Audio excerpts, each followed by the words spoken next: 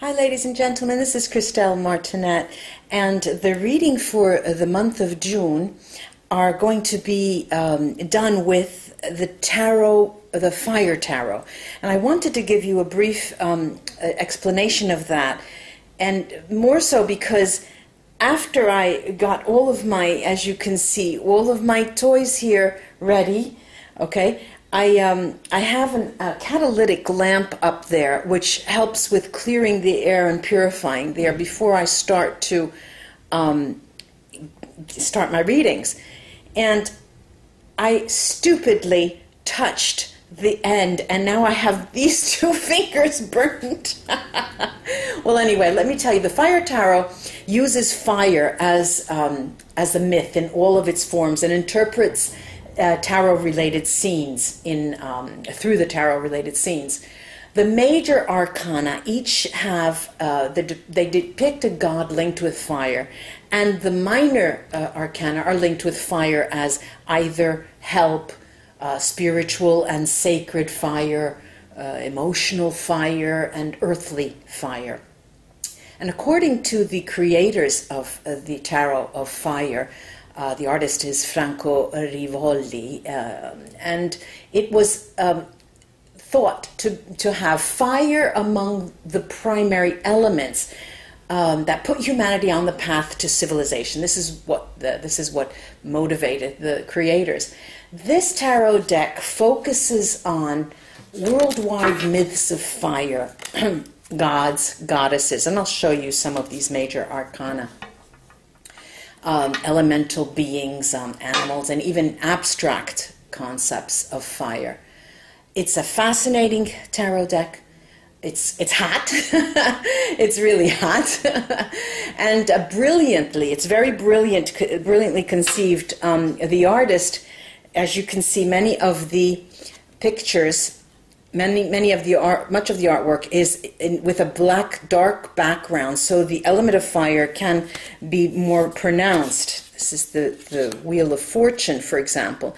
But not all of them are that way. For example, this is the Lover's card. It's a very bright card.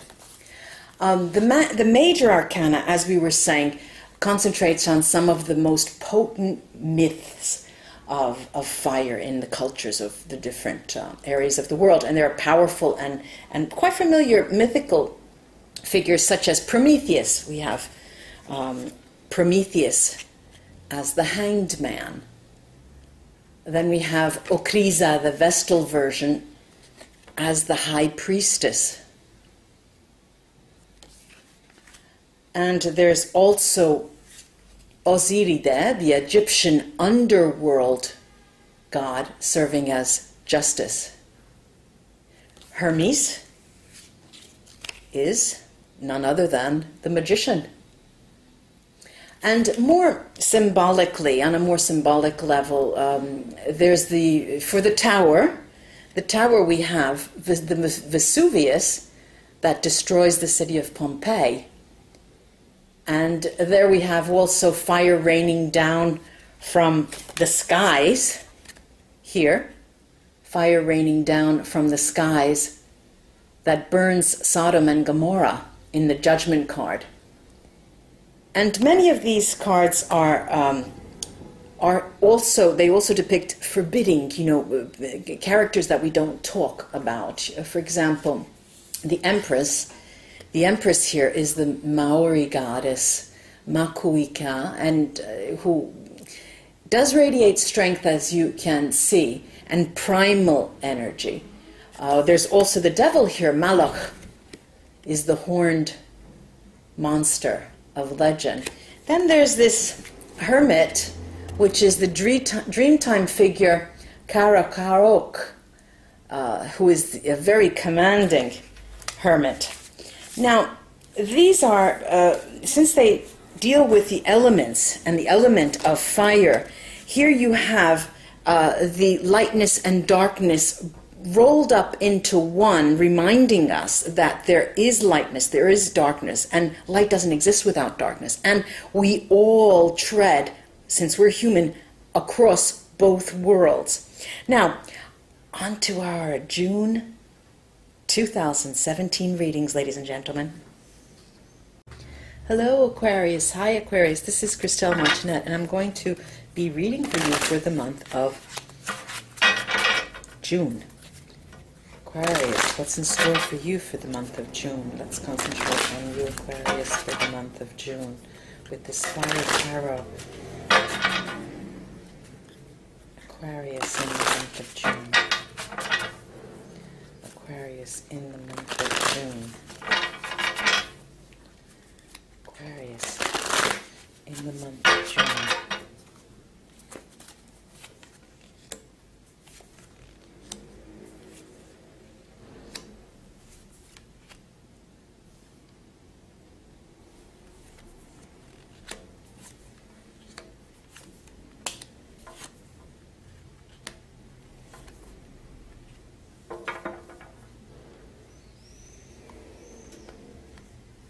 Quite a month for you, Aquarius. There is there's still, and it seems, I think this was the same in May, there is still an aspect of your life that is hidden from you, and it has to be that way, and it serves for personal growth, but we'll be looking at that. I'll show you the cards as well.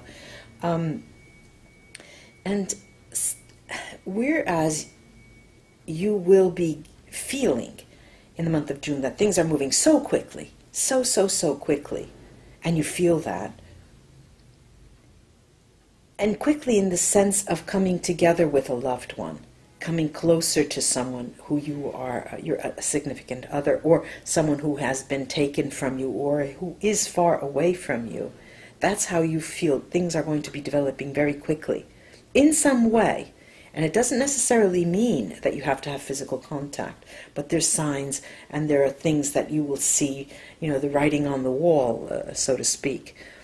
Now, the cards also say that there's time to be, you need to wait. There is, for the proper development of this relationship, I'm seeing that it will take even further time, but that this time is going to be spent in a manner that will ultimately make the bond warmer, smoother, happier.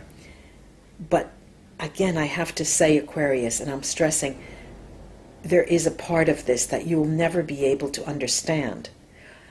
For example, many of you will be thinking, why don't they call me? Why are they doing the things they do? Why this and why? And the whys just are never ending. But again, you really need to, there's this high priestess right in the middle of your spread. And that is what, like the moon, she hides things. And that's, so be it. And that is to be expected. And there could be a number of reasons. We can get to probably the reasons why it has to be that way, but we will never see beyond or on the other side of the moon. Okay, and let me show you these cards. But first, let me finish.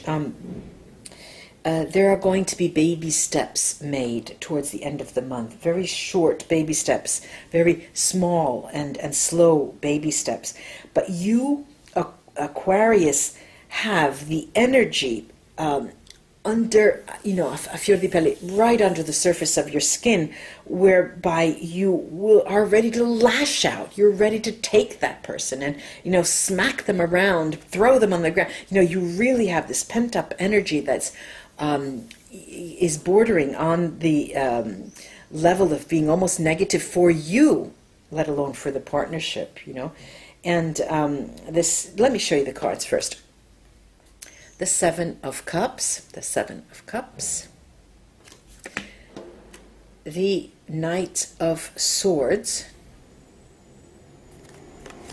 on the left, and on the right, this is a diamond spread, 1, 2, 3, 2, 1.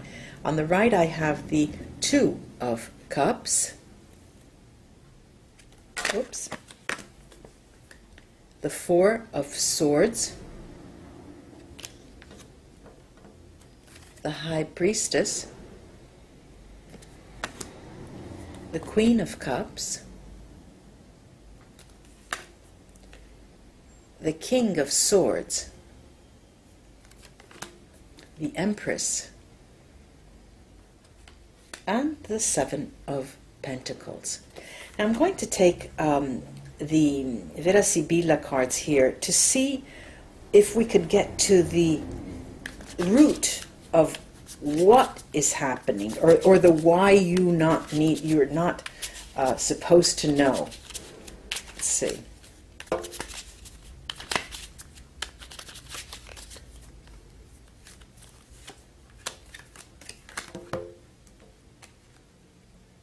Okay, now, even the Sibilla are not very forthcoming. Love, okay, love, it's unconditional, isn't it? And that, if it is unconditional, just quell our, let's quiet down. Come what may, This is the house casa, and it's not necessarily a house, could be a metaphorical, could be a business as well. And stanza, room. This is incoming information, actually, soon. And what I'm hearing is a partnership in a business, as if that person that you're interested in may be interested in a proposition that you could make, funding their proposal, funding their initiative, coming in as a partner and coming closer to them in that way. Now, how interesting is that? I'm going to use the Neapolitan cards to see and confirm that.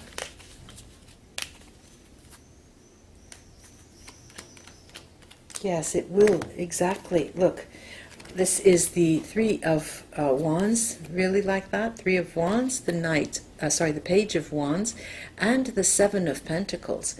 Absolutely, if you had, probably this never crossed your mind, but consider seriously, if you could afford it, to offer your services or offer your financial backing. And I think that is what is not expected, but what is needed, financial backing, so a situation will be unblocked and you can get to the why things are happening through that.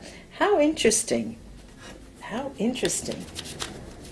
Going down to the Seven of Pentacles and see what that has, which is the outgoing card. See what that has to tell us. Yes. Allegria. Allegrezza al cuore. Malinconia. Allegrezza al cuore is happiness in the heart. Melancholy and constance. All right, so there's this, the month of June we're talking about, right? So the month of June is going to be that, although there is happiness, because if you decide then to invest, it may unblock a situation. But there is happiness there because of that, and that's firm in its place.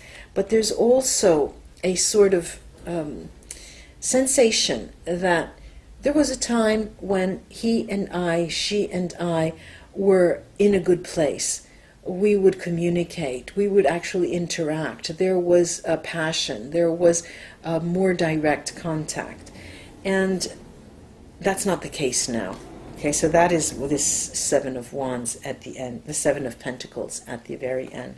But the message seems to be clear in suggesting to you that that person is having financial difficulty, and that's your key to exploit. I'm going to use that horrible word, to exploit, to get to the bottom of unblocking the situation. Let me cast the runes to see if there's something more that we need to know. Aljit's Merkstave. Okay, first of all, love has no safety net. Okay, eventually, if you decide to invest, there's no safety net there. This is a leap of faith to be taken here. And Ice is telling me that your unique relationship can be made further unique and distinguished by the steps you take now during the month of June, walking toward that person metaphorically and seeing what you can do to unblock their situation. There is protection. There is a safety net there. Should you decide, Mission Impossible, should you decide to take up the mission, you'll be protected there. There is a net there. A universal net will protect you. Go forward. Going forward in the, the Rido is telling me, suggesting that you leave this malinconia, this melancholy behind. Go forward. And again, both of these, Awats and Rido, are journeying runes, and they are telling you, Aquarius, go forward, go forward, go forward with an idea of unblocking the situation. Do what you can, what is in your power, economically, to unblock that person. Oh, I would like to invest. I have this extra money here. Is there something that I can do? Because I'd like to have some kind of a hobby, a place where I could go and dabble while I'm doing my other business, and, make it light and make it easy. I hope this was of help to you, Aquarius. Namaste until we read together again. Bye-bye.